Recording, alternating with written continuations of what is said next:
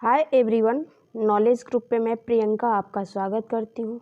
और जैसा कि यूपी टेट में हम प्राइमरी के लिए पार्ट ऑफ स्पीच में ग्रामर का जो सेक्शन लेके आए हैं उसमें हमारा जो टॉपिक है प्रीपोजिशन चल रहा है। ठीक है, तो प्रीपोजिशन टॉपिक में हमने आपके साथ कुछ वर्ड जो प्रीपोजिशन से रिलेटेड है उनका डिस्कशन किए थे। और सबसे पहले आप लोग बताइए कि आप लोग कैसे हैं, आपका हेल्थ कैसा है। आई होप कि आप लोग बहुत अच्छे होंगे, आपका हेल्थ भी बहुत अच्छा होगा। ठीक है, तो आज का जो हमारा वर्ड है प्रीपोजिशन है बिलो। बिलो का मतलब होता है से नीचे। अब इस अर्थ में बिलो का प्रयोग संख्या सूचक शब्द से पहले करते हैं। जैसे गीता इज़ बिलो 30, मतलब गीता जो है 30 से नीचे की है। ठीक है, आगे बात कर ले कि बिलो का अर्थ जो निकलता है वो अर्थ निकल रहा है हिंदी में से कम के अर्थ में निकलता है। किसके अर्थ में निकलता है? तो से कम में। अब बात कर ले कि इसका प्रयोग हम किस सेंस में करते हैं, तो इस अर्थ में संज्ञा एवं मात्रा सूचक शब्दों से पहले प्रयोग करते हैं। किसका? बिलो का। जैसे his income is below Rs 50,000। ठीक है, मतलब इसका अर्थ होगा कि उसका जो इनकम है 15,000 से कम है। ठीक है, अगला एग्जाम्पल देख लीजिए कि the demand of water is below milk. ठीक है, आगे बात कर ले तो बिलो का जो अर्थ यहाँ पे निकलेगा से भिन्न के अर्थ भिन्न में या नीचे के अर्थ में निकलता है। अब इसका प्रयोग हम कैसे करते हैं, तो इस अर्थ में ऑब्जेक्ट से पहले बिलो का प्रयोग करते हैं। जैसे दिस वर्क इज़ बिलो माई डेंटिटी। ठीक है, डिग्निटी। ठीक, अब बात करें आगे कि बिलो का प्रयोग समय यह ध्यान रखना चाहिए, बिलो को जब प्रयोग करते समय यह ध्यान रखना चाहिए कि बिलो जो है संख्या, मात्रा, स्तर इनको क्वालिफाई करता है। और इसमें कहीं भी अंडर का प्रयोग अगर आप करते हैं तो आपका सेंटेंस जो है गलत हो जाएगा। तो इस तरह जो बिलो वर्ड था उससे रिलेटेड जितने भी अर्थ निकल रहे थे उसके अकॉर्डिंग हम एग्जाम्पल आपके साथ डिस्कशन किए। ठीक है, तो आगे और भी वर्ड है उसका हम डिस्कशन करेंगे। तो इससे पहले हम आपसे ये कहेंगे कि आप हमारे चैनल को लाइक कीजिएगा, शेयर कीजिएगा और सब्सक्राइब कर लीजिएगा। ठीक है, अब आगे जो वर्ड है वो वर्ड है आपका आपका अंडर। ठीक है, क्या है? अंडर। तो अंडर का जो अर्थ निकलता है नीचे निकलता है। तो इस अर्थ में अंडर का प्रयोग द प्लस ऑब्जेक्ट से पहले करते। जैसे Ram was sitting under the tree, Ram जो है पेड़ के नीचे क्या है? बैठा हुआ है।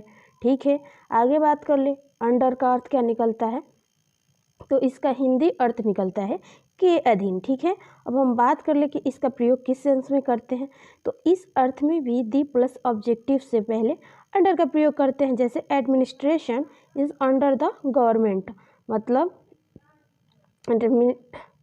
तो इसका अर्थ होगा कि सरकार के अंदर सरकार के नीचे जो है एडमिनिस्ट्रेशन है। ठीक है, अब बात करें कि आगे कि जब अंडर का प्रयोग से कम के अर्थ में करते हैं तब अंडर इक्वल टू बिलो हो जाता है। लेकिन इसमें अंतर यह है कि अंडर प्लस डेफिनिट इंफॉर्मेशन या इनडेफिनिट इंफॉर्मेशन ऑफ टाइम या नंबर होता है, जबकि below plus indefinite information of time equal to IP होता है। जैसे एग्जाम्पल है कि शशि इज अंडर एज। ठीक है, दूसरा एग्जाम्पल देख लीजिए कि my income is below under Rs 10,100। ठीक है, मेरा जो इनकम है 10,000 से नीचे है। आगे बात कर ले कि अंडर का जो अर्थ निकलता है कि अनुसार निकलता है। जैसे एग्जाम्पल है कि Ram inherit this property under will of his mother. ठीक है, अब आगे बात कर ले कि अंडर का अर्थ जो निकलता है के अनुसार अकॉर्डिंग टू का यूज़ करते हैं। आगे एग्जाम्पल के अकॉर्डिंग हम बहुत बेहतरीन तरीके से समझेंगे। ठीक है, अब अंडर की बात कर ले तो की अवस्था में निकलता है। जैसे the witness has given the statement under the suspense. ठीक है, सस्पेंस। अब आगे वर्ड है प्रीपोजिशन में आपका क्या है, बीनीथ। तो बीनीथ का जो अर्थ निकलता है नीचे निकलता है, तो इस अर्थ में बीनीथ का प्रयोग किया जाता है। यह अंडर में इंक्लूड ब्लेंड होता है, ठीक है, नीचे के अर्थ में। जैसे Ram is sitting beneath tree, Ram जो है पेड़ के नीचे बैठा है, ठीक है। लेकिन प्राथमिकता में अंडर पहले और बीनीथ जो दूसरा को दिया जाता है, ठीक है।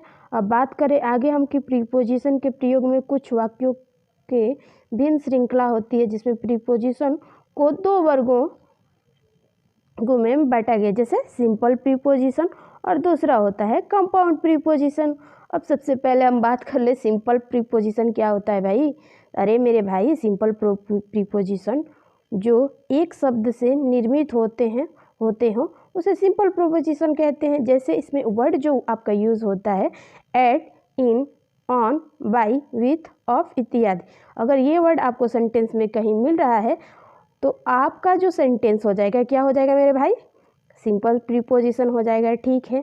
आगे बात कर लें कंपाउंड प्रीपोजिशन में, ठीक है। तो अब हम बात करेंगे my dear friend compound preposition के बारे में। क्या होता है कंपाउंड प्रीपोजिशन, कौन जानता है कि कंपाउंड प्रीपोजिशन क्या होता है और इसका अर्थ क्या होता है और इसमें कौन कौन से वर्ड यूज़ होते हैं। तो बात कर ले कि कंपाउंड प्रीपोजिशन वे प्रीपोजिशन जो 2 शब्दों से निर्मित होते हैं उन्हें हम कंपाउंड प्रीपोजिशन कहते हैं। जैसे इन टू, देखियो यहाँ पे 2 वर्ड यूज हो रहा है ना, पहला इन और उसके साथ टू वर्ड यानी इन टू।